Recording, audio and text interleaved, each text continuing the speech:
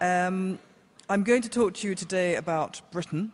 Britain, that little lost country which fell off the end of Europe and is now finds itself stranded in the middle of the Atlantic, and to which America must pay the closest possible attention for two reasons. First of all, Britain is a very important link in the Western alliance to defend Western civilization, and my contention, as I outlined in my book Londonistan, is it is now a weak link, the weak link.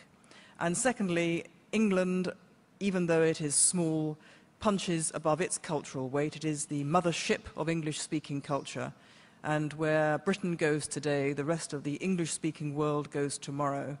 And we in Britain take a lot from America, but we also give a lot to America. A lot of it has been good, and a lot of it now is bad.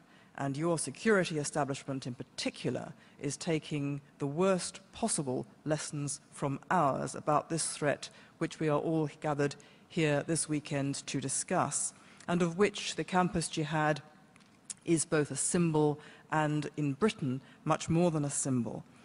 In Britain, the universities are one of the key centres of radicalisation of British Muslims. In Britain, we have a major problem. Our British Muslim children, born and bred in Britain, are being radicalised in Britain by British institutions to an extent to which their parents are not radical. The normal trajectory of immigrants, that their children and their grandchildren become assimilated into the culture, is in reverse in Britain. They are being radicalized in Britain. And one of the means of radicalizing them is on campus, where institutions operating just below the radar are radicalizing them. Now, what is so horrifying is the scale of it.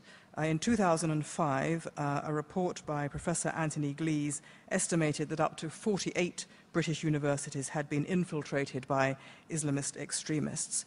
And we have a long list of Islamist terrorists who have been radicalized on British campuses and have gone on to blow up Israel, American targets, European targets, as well as British targets. Now, the really horrifying thing is that this is being done with the connivance of both the university authorities and the British government. We have a quite remarkable situation in Britain, where the British government, for reasons I don't have time to go into now, has decided that the way to fight Islamic radicalism is basically to absorb its narrative. It does not believe that we are facing a religious war.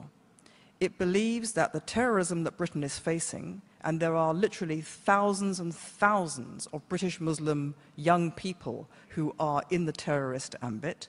We are facing something like 30 known major Islamist plots, and between 2,000 and 4,000 known individuals to the security service who are Islamist terrorists. That's known. So we know the extent of the problem. But the British government thinks that this is because these Muslims are being given a false interpretation of Islam. And so in order to provide the antidote to terrorism, which is not to be called Islamic terrorism, indeed our Home Secretary, our lead minister in the counter-terrorism area, has described the terrorism that we face as, quote, anti-Islamic activity. Just get your heads around that for a moment. This is what the British government says Islamic terrorism is in Britain. It is anti-Islamic activity. So the government has decided that the antidote to the anti-Islamic activity of the Islamic Jihad is to provide more Islam, real Islam, to British Muslims. So they will be led away from the error of their ways in pursuing the false Islam of Al-Qaeda. And so they are using the Muslim Brotherhood to do that.